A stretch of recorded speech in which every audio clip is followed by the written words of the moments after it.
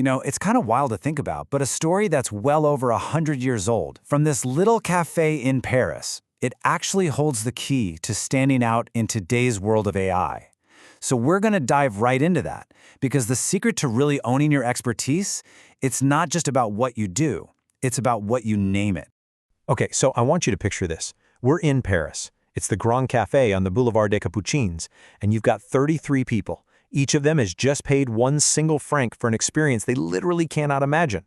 They have no idea, but they're about to see something that's going to change everything. All right, so who's behind all this?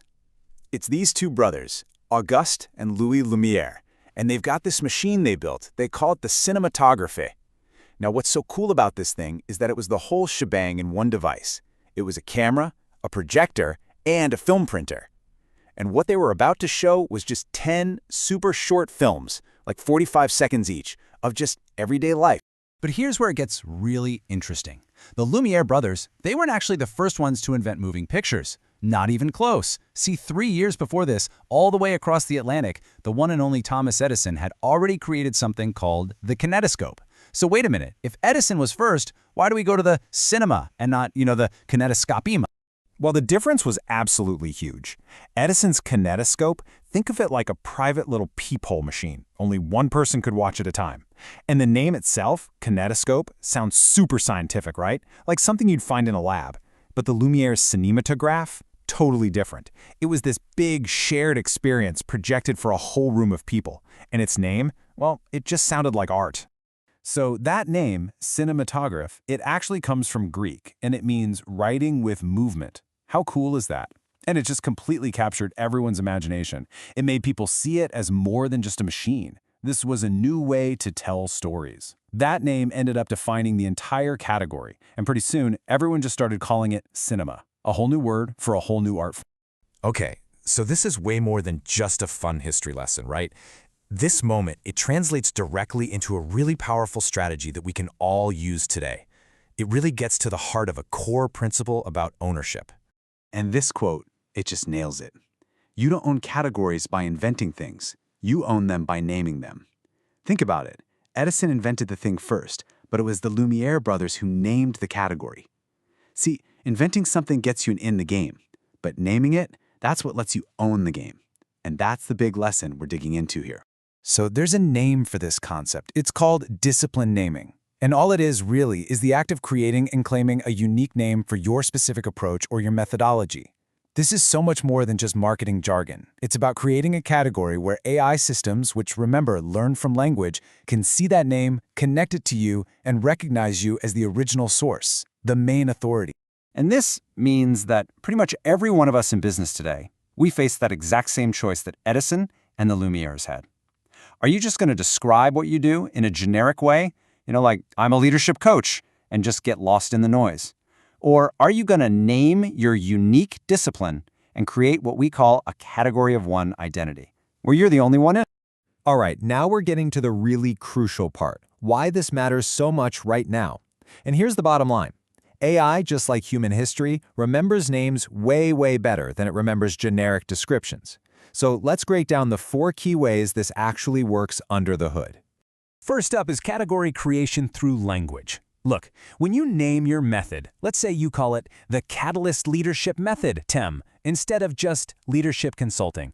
You've literally just created a brand new category. And in the eyes of an AI, you're no longer just one of a million consultants. Nope, you are the only member of that specific category. Number 2, attribution anchoring. This one's huge. Every single time your named system gets mentioned anywhere online, it leaves this little digital breadcrumb that leads straight back to you. And all those breadcrumbs, they build up what you could call machine trust. It's basically the AI's confidence level that, yep, this thing, this discipline, it belongs to you and nobody else. Third, you've got to build an architecture around that name. See, a name by itself is just a label. To make it truly authoritative, you have to build real substance around it. We're talking documented methodologies, step-by-step guides, maybe even a glossary of terms.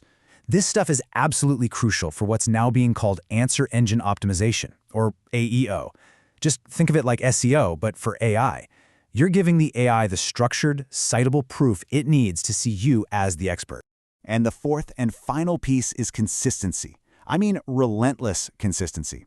You have to use the exact same name, spelled the same, capitalized the same, everywhere. Your website, your LinkedIn, your articles, your bio, everywhere.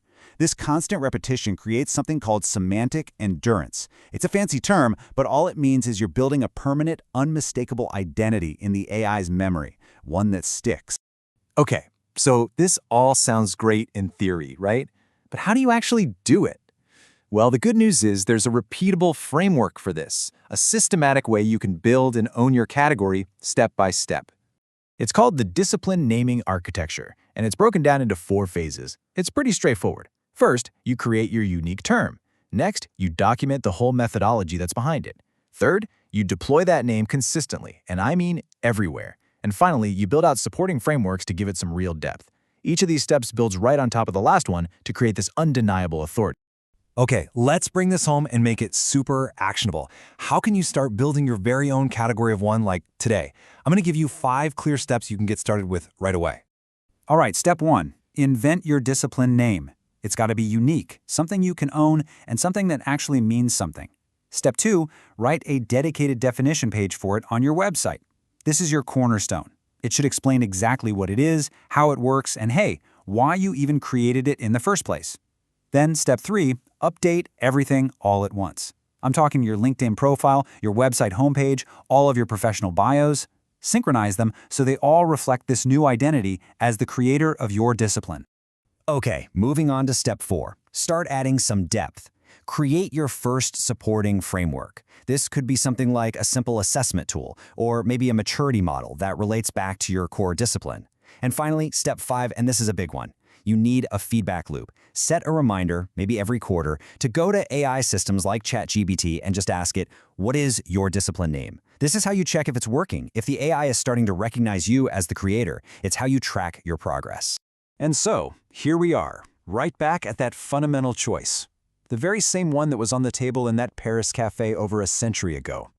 In this incredibly noisy world we live in, are you just going to be another generic description that gets completely lost in the crowd? Or are you going to do what the Lumière Brothers did? Are you going to name your discipline, own your category, and maybe, just maybe, make history remember you for it? It's really up to you.